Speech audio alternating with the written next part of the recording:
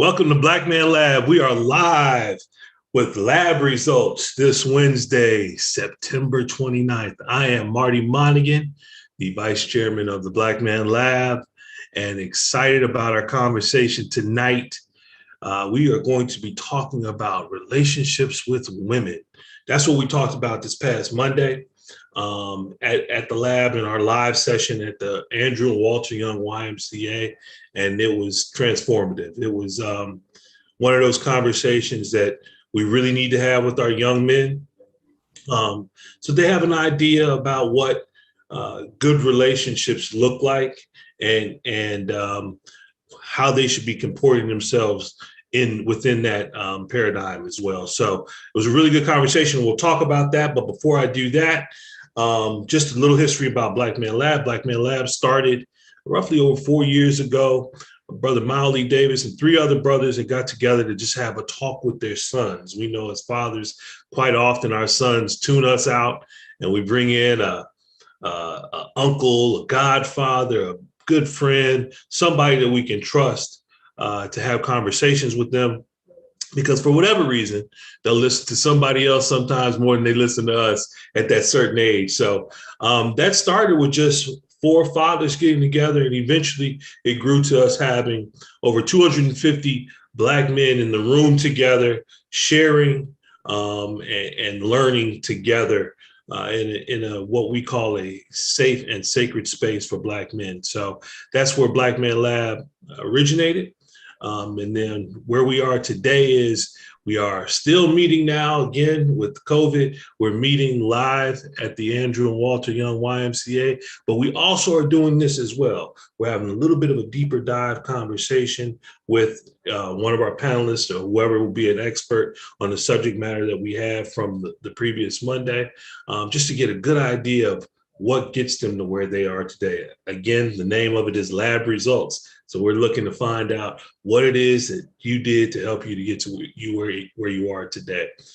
Before we get started, what we do every week is we make sure that we acknowledge those that came before us, our ancestors, those shoulders in which we stand on, those folks that are our cloud of witnesses looking over us, proud of whatever we are doing as it relates to moving our people along in a positive way.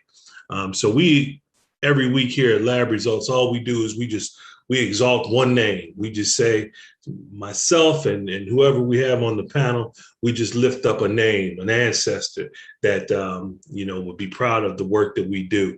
So today we have Brother Baba Wekesa here with us, who has been a great asset for the Black Man Lab. He's been a part of it. He's helped us along the way in so many different ways, and we appreciate him being here with us tonight. And I'm going to let him do some introduction of himself in a second. But before that, Baba, if you come on with me, and we're just going to lift the name of an ancestor and just give that name. Amos Wilson. Ashe. And I'm going to lift the name of Sylvester Williams. Ashe. Thank you so much. And with that, we're gonna move right into it, Baba. Give our folks that are listening in introduction of who you are, what brings you into this space as it relates to our topic matter.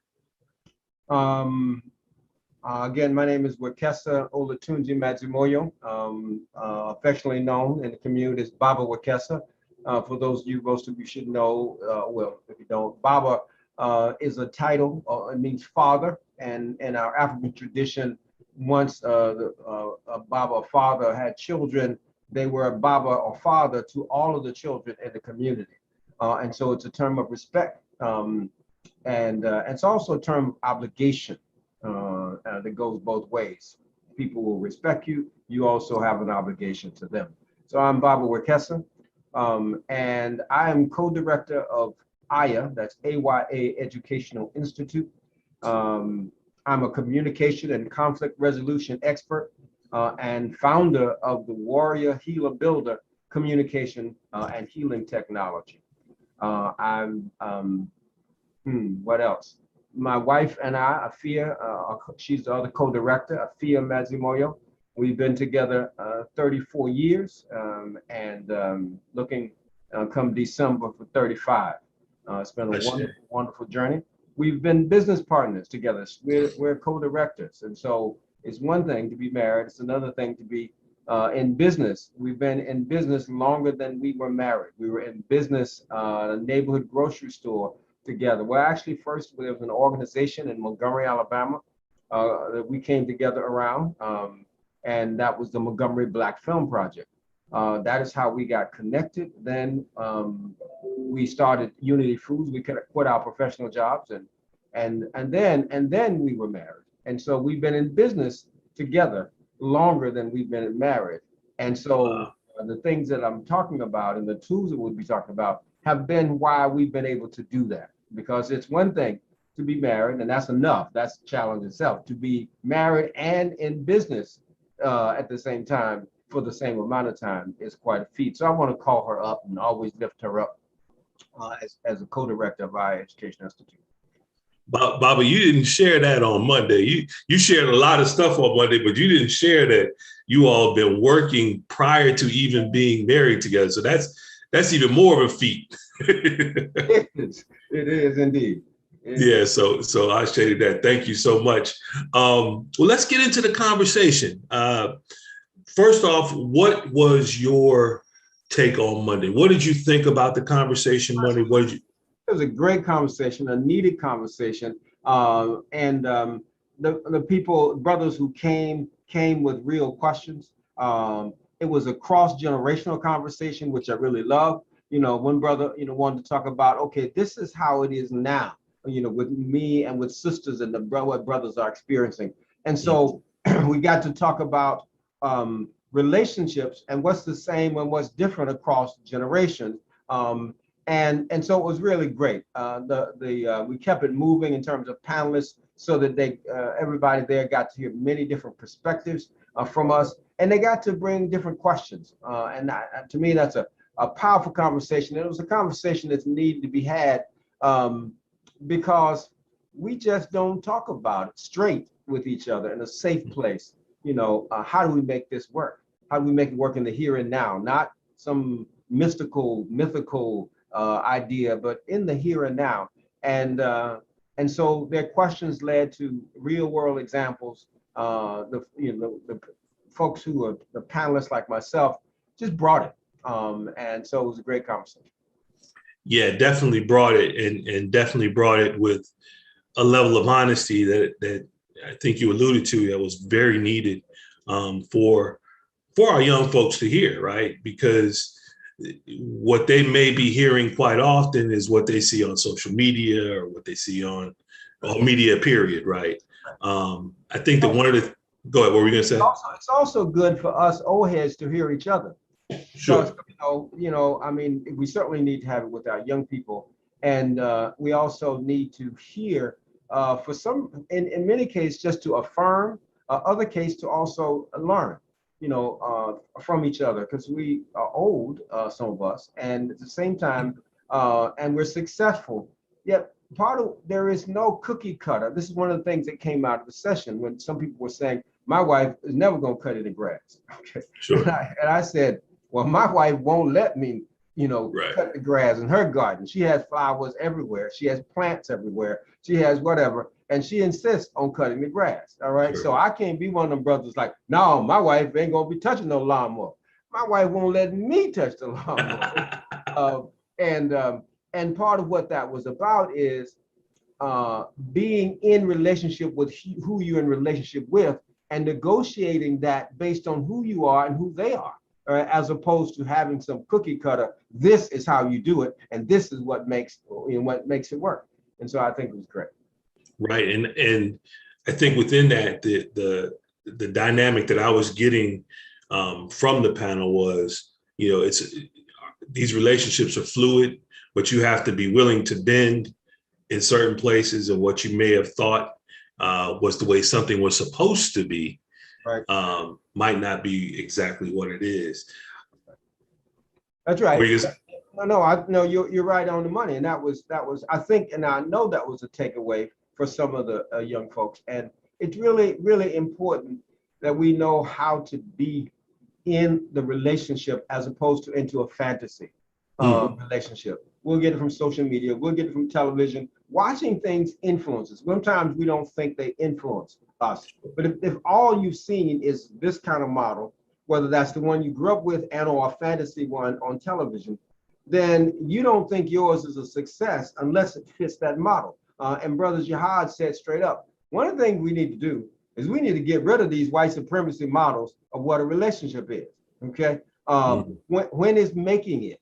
What makes a good relationship? All right. That is because we can have these things and you judge that you're not in a good relationship when in fact it might be quite a good relationship. Right? You know what I'm saying? It may not give you everything you want, but that everything I want can be that kind of fantasy. You see what I'm saying? And this is where talking to each other is really important because you can get like, oh, yeah, that is a good relationship. You know, my wife and I argue, you know, I don't know how you're gonna have a good relationship without it. Okay. I flip that. Not a good relationship, you never argue. No, I don't know how you have a good relationship if you don't argue. Or you talk. Argument is a disagreement. She wants one thing, I want another. We work that out. That's the argument. Okay. Now it doesn't have to escalate to craziness. At the same time, for me to have the standard that I'm not in a good relationship because we argue is unrealistic and will lead me to maybe throwing away what I have when in fact all I need is some tweaking. Yeah, and it's funny you say that. If people have, I heard this somewhere, people have passion for the relationship and are trying to get to the same place, but they may have two different ways of getting there. That's okay, right? You're trying to get to the same endpoint, but you may just have two different designs on how to get there. And that's what creates that friction. That's right. But if you have a conversation and you work through that argument in a conversation, you all can get there, right? Of course. And you learn something about the person. That is, you learn, I'll give you an example. When Afia and I married, I asked her, because I noticed that she didn't say I love you as readily as I do. Okay. We loved each other. I could tell that, but I'm from a family that like, you walk in the door, men, women, don't matter. Hey, I love you. We get ready to go. I love you.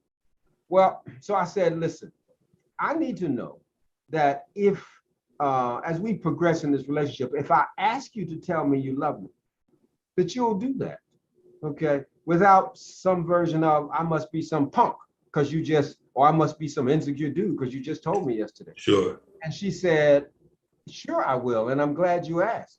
She said, I notice I go to your family reunion and y'all, I love you from the time you get there to the time you leave. She said, in my family, we don't say it. Now I know my folks love me.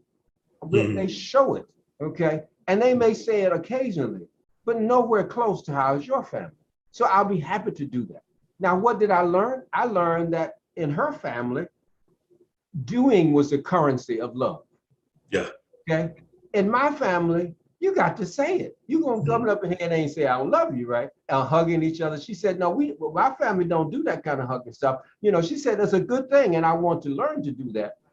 But you see, we are bringing two different pieces together, all right? And so working it out, as opposed to saying I could have not said anything and decide after a while she never says she loved me, so she don't love me, okay? Right. As opposed to asking for what I wanted and not making the assumption that because she didn't do it the way I would do it, that it means something. That's the whole story I make up. So that part that you're talking about, not only can you work it out, that bump leads to closeness. I have more understanding of her and her family, and she has of mine. Right. And had you not had the conversation around it, now you have conflict. Right. Yeah. You go from having a maybe a discussion that's a little warm, a little heated, to actually having full-on conflict where you just shut down. It's gonna go. You don't never tell me. No, don't let her do something, right? Yeah. And then up and I haven't said anything, right? Exactly. You don't even love me. You never tell me you love me. I'm throwing everything in the kitchen sink, right? Yeah. As opposed to feeling what I'm feeling and saying, here's what I want. Okay. I'm not getting it like I'd like it. Can I, we willing to do that? And she says, sure. And then she would also ask me, will you do certain things? Like if I wanted to, you see what I'm saying? So, Yeah. that what we call stew and spew. Instead of dealing with the conflict. And I see people are conflict averse. I Sure. think it's how you resolve the conflict, right? It's when I'm wanting to be with somebody, I'm not assuming that we're not going to have conflicts. I'm just assuming that is not malicious. Mm-hmm. Okay? The conflicts, the bumps. You can't ask two people to come to you. Ask two people raised by the same parents that they're gonna bump. Okay, so if I've been raised in North Carolina and New York. She's been raised in Alabama. We're gonna bump. Right. Here's what you do with the bumps. You knit them. That's the understanding. So you take the bumps and you use them to knit understanding in the relationship. When I'm doing workshops, very often I will do this. I like you, you like me, we like some of the same things. We just kind of fit, and so it comes together. And that's the beginning of a relationship, and that's important because you got to have certain things that just fit. Now, without the bumps, though, if all you got is this, when I'm doing workshops, I'll say I want somebody to come up and grab my wrist and try to pull it apart, and I'm going to try to hold it together. And they try to pull it apart, and I'm trying to hold it together, and invariably they win because I have nothing to grip. I can't grip on very much. Okay. Mm-hmm. I like her, she likes me, we do certain things and whatever. I say, okay, so let's say that these are the places that we have bumped. And out of each bump, what we do is create an understanding. And so now I ask people to come up and try to pull them apart. It ain't happening. Okay.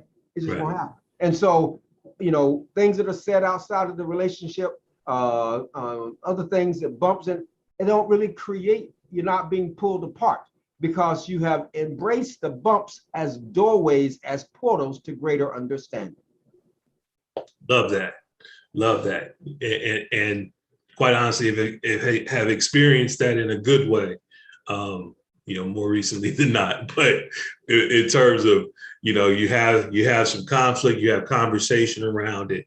And when you get through that, the other side is now you feel that much more close, that much more close. You touched on, you talked a little bit about your family, and how you guys were, very much, I love you and hug you and all that. And Fia was not that way. But I want to go to what was your world like growing up when you were a kid and how you saw love growing up? In a lot of different ways. My primary relationship that I grew up with is my mother and my father, and they separated when I was 5 years old. Okay. We were in Fayetteville, North Carolina. We were self-employed then in a salvage business. And my mother also came out of a farming family, so there's some of that going on. And but they couldn't hold it. My father had been also come out of the military. And so at 5, she puts me in the car and we go to New York. Well, all right. So first in Bronx, then Brooklyn. Now, here's what I liked. And I lived a year with my mom, and then I would live a year with my dad. And then I would live a half year with my mom and half year with my dad.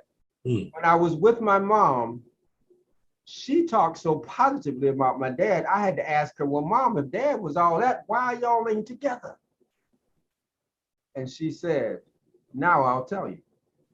Because her first job, okay, was not to have me carry her load. This African proverb said an elephant's head is no load for a child. So she had issues with my dad. She didn't want me to carry her issues with my dad, okay? Same when I'm with my dad, right? He respected my mother, right? Now, fortunately, she left and they separated before it got ugly, okay? Because what happens if you stay when you really get to where there's a real impasse? If you stay, it gets real ugly. And so it's hard for you to access why you were attracted to the person and why you married him in the first place, okay? And so she made that move. I tell people many times, leaving my dad was the best gift my mama gave me. And they think, oh God, your dad must have been horrible. I said, no, actually it wasn't. She loved him and she left because it wasn't working. And she got to tell me about all the reasons she loved him. Mm. And then I asked, so why y'all aren't together? And she said, okay, I can tell you that now. All right. So, and they had a respectful relationship throughout the whole time. Okay. Now they remarried and set about the business of then making new relationships. All right. And my mother had a bunch of brothers and sisters, 9 a total, 8 others. And I grew up around them and their relationships. So I got to see a lot of different relationships, some lasting, many of them lasting a long, long time. All right. And in my case, of my mother and father, they're remarrying and they're getting to make this new relationship work. And I'm the oldest. So when my mother remarried and had children, I'm still the oldest. And so these are my sisters. And my dad remarried, and we didn't believe in that step stuff, right? Sure. This is your brother, right? And this is yep. And so I had 2 mothers. You want to talk? We want to know something funny. My father decided to marry someone born on the same birthday as my mom. Oh wow. So every birthday, right?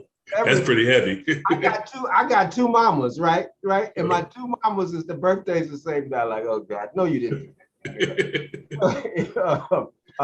He's a man who knew what he liked. Hey, and he went for it again, right? Yeah. You know, they had years, there was years different. They weren't the same age. They were just born on birthday. Anyway, those were my early, and not only was it showed me relationships. And it was a good relationship out of a bad situation. You see what I'm saying? Often there's a bad situation. We separate, we split, we whatever.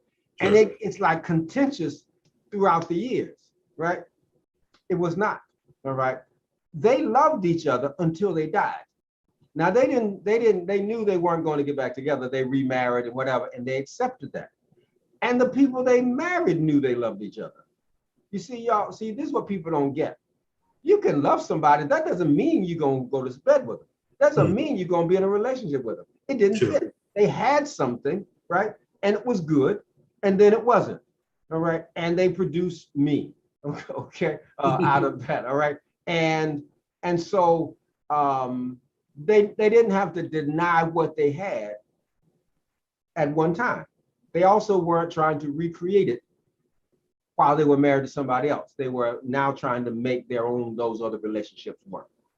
And so that's what I grew up with. And so that's the best answer. I'll let you do the follow-up. You asked the question of what that was great. I mean, I think that it's important for us to kind of know what was your model, right? Because that can form your thought process and opinion on how you are going to go into a relationship, good or bad, right? That's right. Like at the lab, you know, before we started everything, Maoli and I wound up, I didn't expect him to do that, but we wound up kind of sharing a little bit about our backgrounds, right, and his relationship with his father. And I was there, so I know what that was like. And then mine was very different. You know, my parents have been married for 60 years. Wow. As of August. But here's the thing. Here's what's funny, Baba, is what you just described. So my parents, when I was, I think, in first grade, they separated for 7 years. We lived, my brother and my mother and I lived in Maryland. My dad's still in Chicago. But at no point was there ever anything bad said about one or the other. And then what happened? 7 years later, they wound up getting back together. Exactly. You know, so we never missed a beat, you know, in terms of seeing that love all the way through. So that was my expectation. Exactly. Right. That was my expectation. So I think it's important that, you know, we kind of craft that conversation, because I wonder, as our young folks grow up, what do they see? Oh, no. It's critical what they see. I mean, part of what happened, I mean, in the 80s, when the manipulated crack epidemic, you know, and the more aggressive attack on our communities in many different ways, you know, had breakups happen, and all kinds of things that really, really hurt us a lot. And so it's really important that our folks see models. And this is one of the reasons we do every year. This is our 11th year. Actually, that COVID year was a kind of asterisk. We'll be able to be back together. So this is our real 10th year celebration of having Black Love Day dinner celebration, right? Mm-hmm. Where we honor people who've been married for a long time, okay? And who've been not only married for a long time, but have been used their marriage as a foundation for community activism, all right, in our community. And so we invite young people to come, younger couples to come so that they get to see and get to be able to access and even talk to around the edges these couples who've been through all kinds of stuff, okay? So that they can really learn and they can also see examples of, wow, couples. And what they also, it's important for them to see, because these are powerful couples. You don't mean Mauli and Jana were one of our awardees. Well, neither one of them are slouches, okay? Okay, you see what I'm saying? So they get to see not the stuff you see on television, you get to see a powerful Black woman and a powerful Black man, all right, being in a relationship, making it work together and having enough stability that their stability allows that the individuals get to work and serve the community. And we want people to see that. We want our young people to see it. One, to see that it's possible. Next, to see how to do it. I want to say something. Often our community is very long on ought tos and very short on how tos. We'll say we ought to do this, and young people ought to do this, and so-and-so ought to do this, and we ought to do that. We ought to unify. It's like, if I hear one more of what we ought to do, because it's not hard, it's true. Like, should we unify? Yes. Should we? Yeah. So the question becomes for someone who's not grown up seeing what you saw. Is that even possible? Yeah. Okay, so I see somebody doing it, so it's possible. Next question is, how do I do that? How do I do that when I haven't seen that? Okay, how do I? And so that we begin to share how we do it, okay, is then gives them options that they can use, pick and choose from, mold from, learn from, as they make theirs, okay? And it's just, to me, just important that we get to be at least as long, if not actually longer, on how to do it. Well, yeah, that's that's really the impetus for what Black Man Lab is, right? Is that we have so much within our community that is capable, is knowledgeable, that winds up just sitting, right?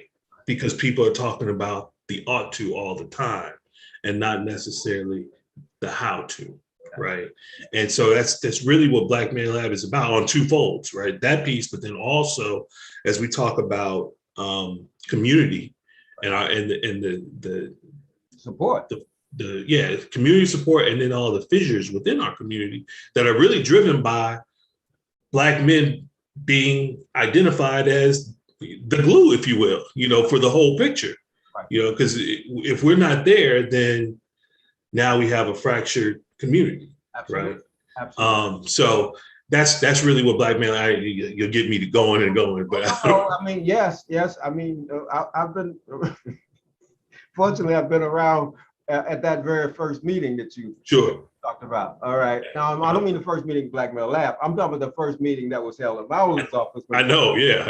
And so, yeah, it's about how do we do that? And that's what I'm proud of about the Black Man Lab. In fact, that's why it's called the Black Man Lab, because lab is how you figure out how to do stuff.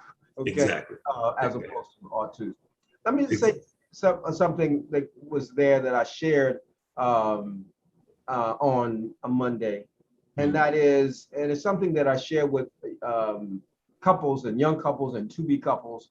I said, if you're trying to make a relationship work, you're trying to get it together, they often say, oh, Baba, so what do you look for, when you start it? I said, find someone who can leave you. Okay. And they'd be like, huh, Baba, what you mean? I said, find somebody who has the wherewithal. They have the strength, they have the independence, they have the foundation to leave you. Once again, you were in my head, because that was my next thing that I was going to bring up, actually, was that was one of my favorite things that was said on Monday. And I hope that everybody got it, I hope that everybody got it. I mean, number of people did. Number of people came up afterwards because I said, once you find somebody who has the wherewithal to leave you, then your job is to convince them every day not to. Yeah. Okay? Your job is to have a relationship. But the opposite of that is me finding someone who needs me so much, right? Who seems so broken, right? Without me, they are not complete, or they can't move on their own independently, and therefore we create this symbiotic relationship as opposed to partnership relationship, where they're going to stay with me, and I have this kind of hovering over them, this kind of assurance. And what happens is I'm not seeking partnership. When it's someone who has a family that they can go to, or have friends that they can relate to that support them, who have whatever it takes, then they are choosing to be with me because they want to be with me, and that being with me is better, okay? They can do more, right? As opposed to, I need to stay with her because without her, I'm nothing. Right. I tell them, please be careful of that. That is not a compliment, okay? Without, now, within a certain context, yes, and some loving, but now this sense of I am nothing without you, and they really mean that? Yeah. Run.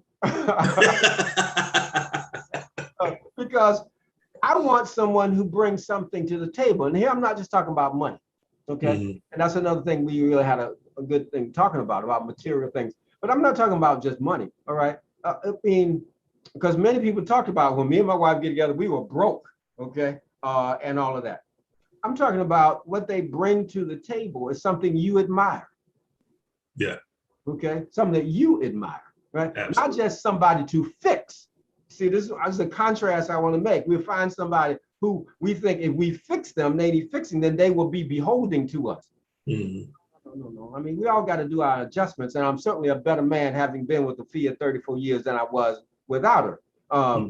At the same time, I wasn't someone to be fixed, and she wasn't someone to be fixed. Mm-hmm. She was someone that I admired, and I believe that we can make some beautiful music together because I bought my stuff.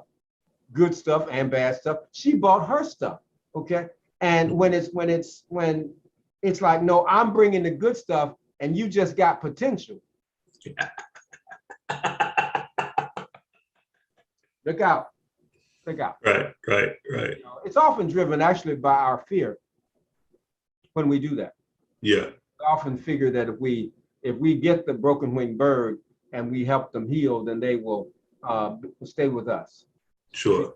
To think about that though, when you fix the broken winged bird, what does it do? They may stay or they may fly away, right? Exactly.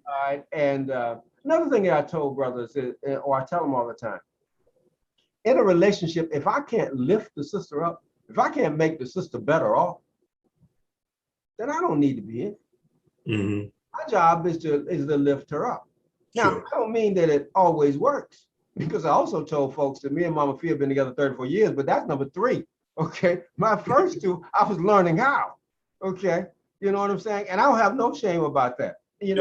That is the first relationship, I learned what I overlooked.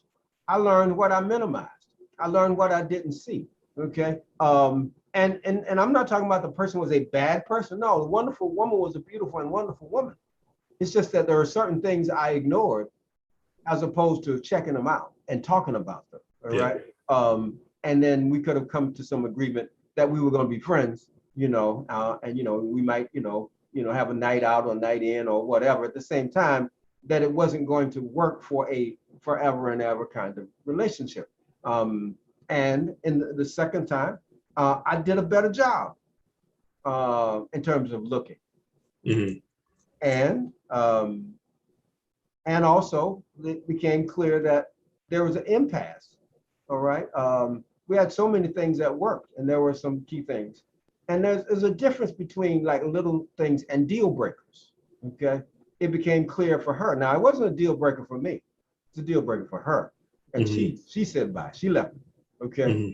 And that's okay. I mean, it wasn't okay then. I certainly cried. I didn't want it to happen. We had a son together. and I realized, man, I recreated what my folks did because I was, my mother and father was Sure. separated. I was a single child. We had some, So I had to go to drawing board and start doing some studying. And I was only after one question: what was my part? Okay, not who was to blame. I'm past that. Okay, not who was to blame. All right. What was my part? I don't care whether my part was 1% or whether it was 99%. I wanted to know what my part was. And so what I'm saying is, after each relationship, I learned. So by the time I met Afia, I'm a better man. I'm more clear about what I want. I've learned from some of the others. Okay. And I don't mean that I was a scoundrel. I don't mean that. I mean, I'm talking about deep stuff within me about what I needed, what I wanted, things that I needed to take care of, things that were unrealistic that I needed, for example, take care of other places. Sometimes we were the woman and we don't have enough of male companionship, and we want to be with the woman like 24/7. It's like, excuse me, how about, she got things to do in a world, maybe you ought to have some brothers you can talk to some of the time. You see, so doing that kind of analysis allowed me to then set up the relationship with Afia on a foundation that could sustain 34 years. And I hope I get to match your parents of 60 years and all that kind of thing. I'm sure you will. I'm sure you will. I think that one of the things that I've learned, I think I might have shared it on Monday, is the number one thing that you can do is work on you, because you can't control what somebody else does. And if you put yourself in a position where you are being the best you that you can be, and analyzing pretty consistently about your shortcomings, and be honest, right, that I could have done that better. Yes. It gets you to a place like where you're at with Mama Thea right now, where you went through 2 other marriages, and then by the time you got with her, you'd worked some stuff out. That was you. That was me. So, I never said anything negative about those women. There was nothing negative to say. It was what you said. I was working on me. Okay. And this notion that we can control other people, right? Also, I will say, in the second relationship where the sister left, when she did, I felt a kind of peace that I'd never felt before. Now, this is interesting. It was sadness and peace. Here was the peace. I had done everything that I knew to do to make it work. Right. See, right. I didn't try to start packing my emotional bags early. I'd done everything I knew. So when it wasn't enough, while I was sad she left, I was also at peace that I'd done everything I could do. And so it was needed for it to be separated. You see, there was not unfinished baggage and all of that stuff like that. And and often we don't put those together. We don't understand how a relationship can be over and you're at peace with it. Sad, yes, because I wanted something different. I can accept, that, but I'm at peace that I've done everything, to your point, that I could do, that I knew to do, up to that point. That peace comes from, full disclosure, I've been there. That peace comes from when you say, I know that I did everything that I could possibly do. And tried to meet every need here, and it's not there. It's not there. Right. Now, I may learn something else later, but it's everything that I know to do now. It's not everything that could possibly be done. Marty might know something else to do, but I'm not Marty. I did everything that and that's where the peace comes from. Sure. Right? As you said, I did everything that I knew to do. Exactly. Right. Exactly. And you're right. There's some great peace that comes in. There's sadness because you spent the time, and you may have on the front end, you had in your mind what you thought it was going to be. That's right. And after going through this process, you kind of basically vetted yourself where you know what, I did what I could do. I checked all the boxes. Things that I was very introspective about, I dealt with, and here we are still. So while I'm sad to see it go, there is a high level of peace that I have within. And you wind up being that much more mature and better in that next relationship. Absolutely. Just like, if you go into a business relationship and you start in business, people, because I came from a business family, all right, you go through some things, y'all. You know, a deal is a relationship. You have a partnership. You have things you're going to work with. And if you look at them as opportunities for your own growth, then, you know, the deals get better, okay, over time. You get to be a better seer. You get to call things quicker. You know what kind of person you would rather partner with or not partner with, okay? There's one other thing that people talked about that I want to raise up, and that has to do with men telling other men that, oh, you're insecure, all right? Or us telling ourselves, well, I'm insecure. Well, I like to say that I feel scared, or I feel anxious, or I feel whatever it is, as opposed to I am insecure, okay? Because I am insecure gets to be a statement about who I am. Yeah, it affirms that. Yeah, as opposed to what I feel, okay? And any man that doesn't feel some scare when they are dealing with a woman and wanting to build a relationship is either lying or don't or lying to themselves, right? Or don't need to be in a relationship. Right. Because you're wanting something. Anytime you dream of something bigger than what you got, your dream should be big enough to scare you. That should be like, wow, I want that. And it should be like, wow, I want to make that happen. If all you're choosing is stuff that you know you can have, right? There's no, I don't have to grow better. I don't have to give, who's this sister? What I got to do, you know, in order to earn her respect? What I got to do so that she'll stay with me, right? And not be choosing to be with somebody else, all right? That is, we have feelings. Yeah. And some of those feelings are scare or anxiousness or, you know, risk and whatever. At the same time, it shouldn't be turned into, I am insecure. Yeah. It's a level of, well, when we, I think as men, when we get into relationships or we're on the precipice of a relationship, right? There's that, do I remain here where I'm being, you know, quote unquote cool, or do I step over the line and give that level of vulnerability? And that vulnerability has the fear within it, right? That's right. Because you're opening up to yourself. And I think that's the piece also, that a quality woman, if you're dealing with a quality woman and you show her that, that generally goes in a good direction for her. Absolutely. All right. And if it doesn't go in a good direction, you know, it's like that way. You know, if the person is not able to handle your vulnerable, your tender sides, okay, then it means you don't have a safe place for that. All right. And you can't force that. You know what I'm saying? Yeah. You know, there's one other thing that has come up, because, you know, I do relationship counseling and consultation and communication, conflict resolution. And on Tuesday, I had a set with a couple of fear, and I did. And it reminds me to make this point, and it has to do with the environment that we're in that participates in what I call trauma porn. That is, folks typically are so used to giving folks room to talk about the wounds or the trauma. And at the same time, we less and less are providing the support for and insisting on the healing. So here's a brother who was talking about, he got abandonment issues. I said, cool. Can you tell me what they are? And can you tell me more what they have you do or not do in this relationship? He kept wanting to go back to the abandonment issues. I said, no. I got that you got them.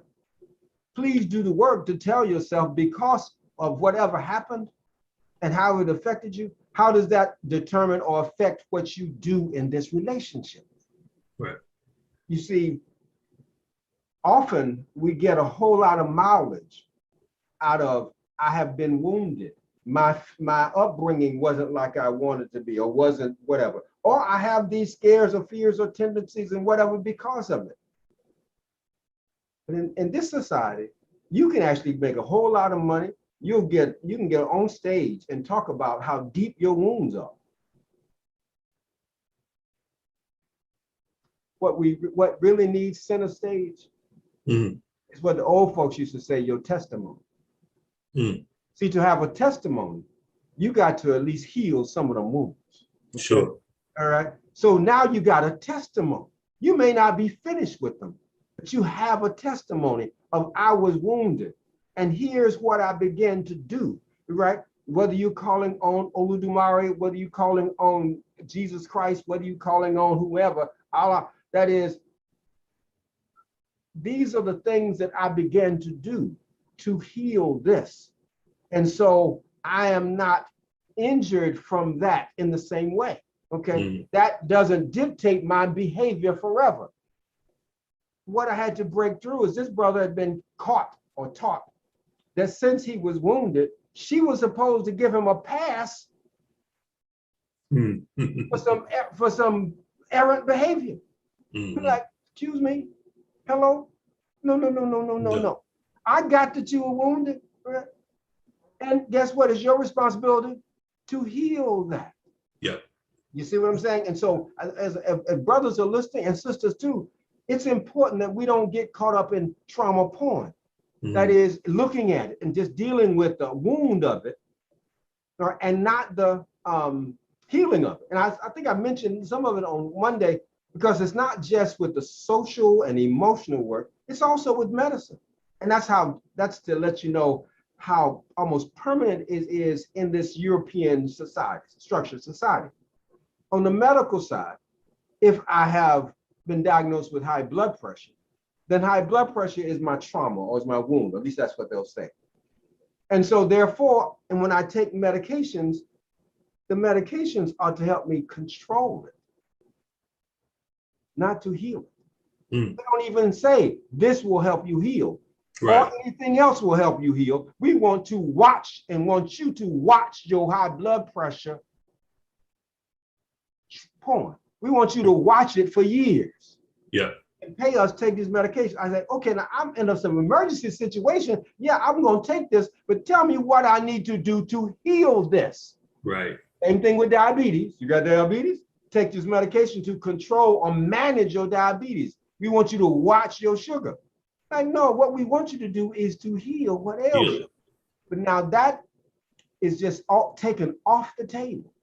And many times in emotional social circles, that's taken off the table. It's as if you were wounded by a woman previously, by growing up, by your mama, dad, sister, brother, cousin, uncle, and them. Then therefore, the standard for you goes down. We said, no, as men, no. Our community is made stronger by Wekesa healing his wounds. So a healed Wekesa is a stronger Wekesa. Okay? Right. You know what I'm saying? And I just want to caution brothers and sisters from taking our wounds and then using them as an excuse for behavior that is errant, maybe even abusive or negligent.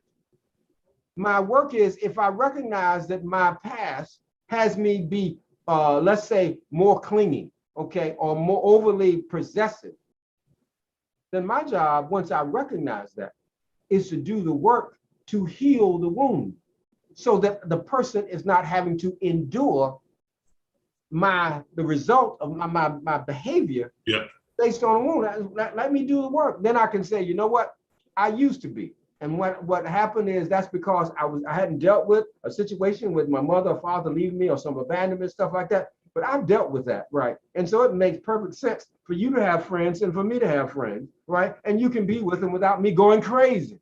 Right. Under the guise that I got abandonment issues, so I end up having to control you like that. You see what I'm saying? Sure. Absolutely. And that's, that speaks to that self-introspection piece that we have to do. But then also we have to be real clear about when we move into our next relationships, whatever they may be, even whether that's somebody that you could get into a serious relationship with or somebody that you just spending time with, whatever. When you move into that next relationship, whatever that was that you had that was trauma before, it needs to be dealt with and not brought into it. Absolutely. That's right. And not brought into it because it's gonna lead down a road of non-success, you know. Exactly.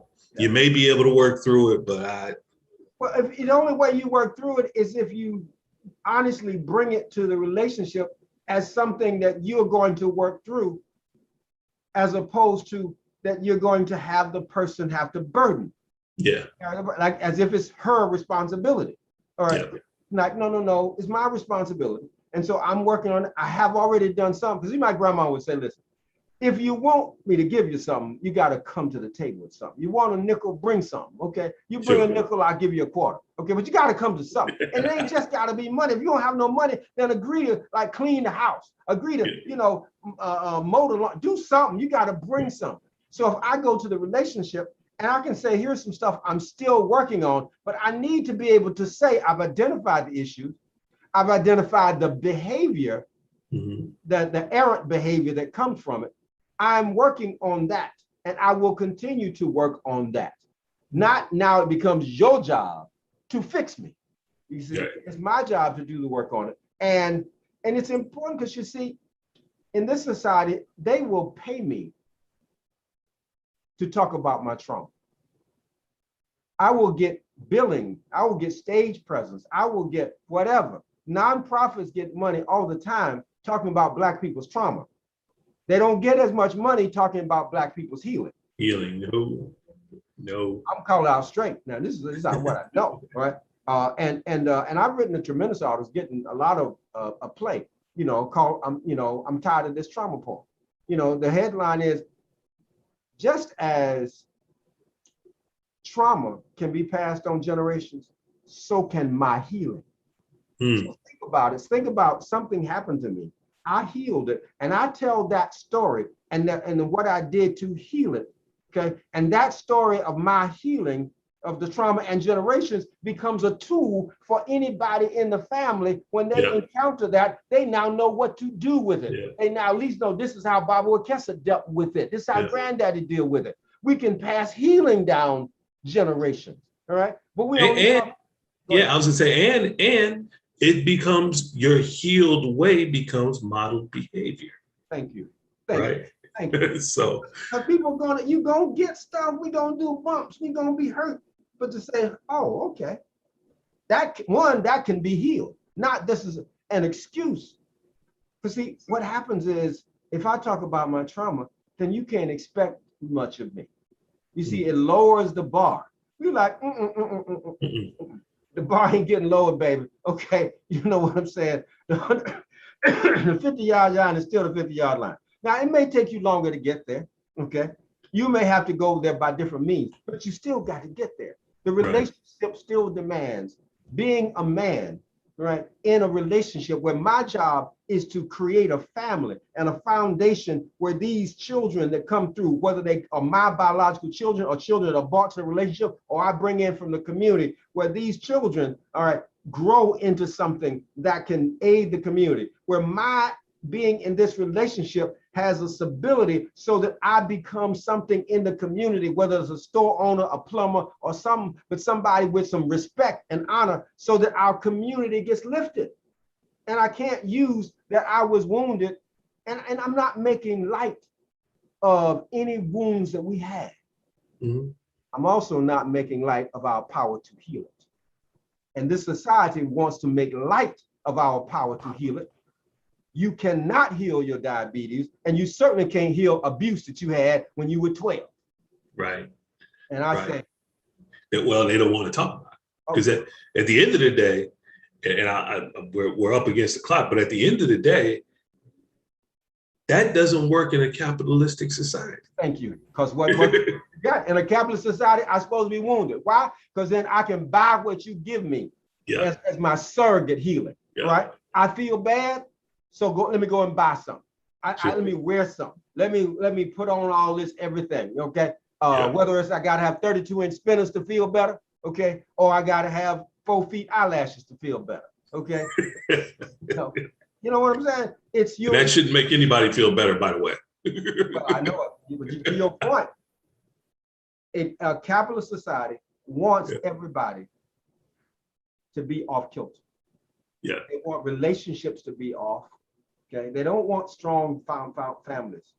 Capitalists, that doesn't serve. See, a strong family hooks with another strong family. Before you know it, you got a strong village. Before you know it, you got a strong people. And we can say we don't want that here.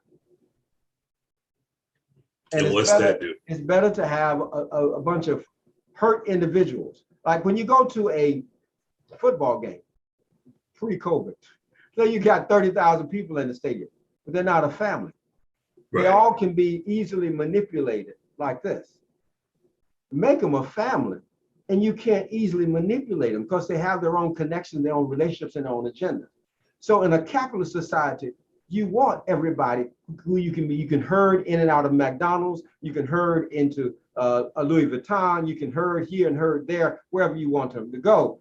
And their relationships are not strong enough with each other so that they decide among themselves about another way.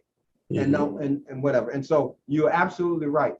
This wounding that we have, it serves capitalist agenda. Man, Baba, we could go. This is a great conversation for so many reasons, and there's so many tentacles to it, right? That ultimately circle back to what you just were talking about, and that's us building the village.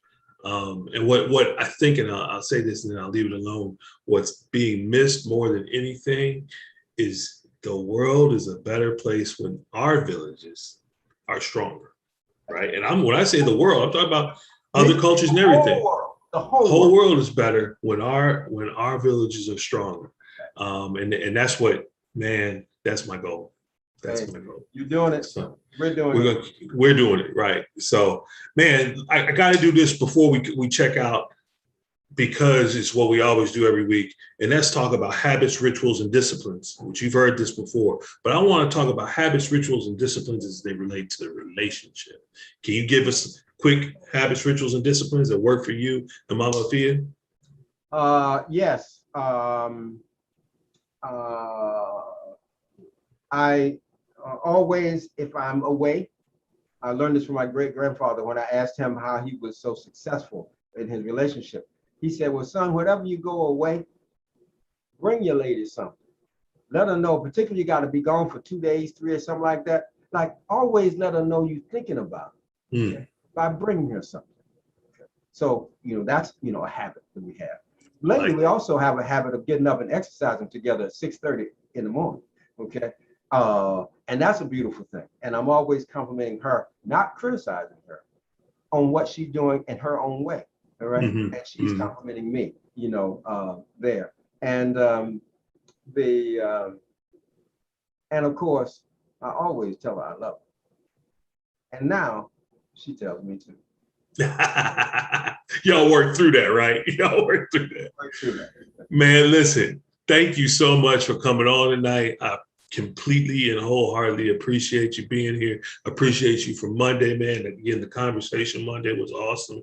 And I know that we're going to have really a part 3, because that was the second one we've done like that. But that's that conversation, just as I was saying tonight, there's so many tentacles to it, and so much to be said, and so much that our young folks need to hear, especially in today's society. There's so much noise coming from outside that they need to hear from brothers like you and other guys that we had on the panel. So thank you again, Baba, and love you, and we'll do it again soon. Absolutely. Take care. All right.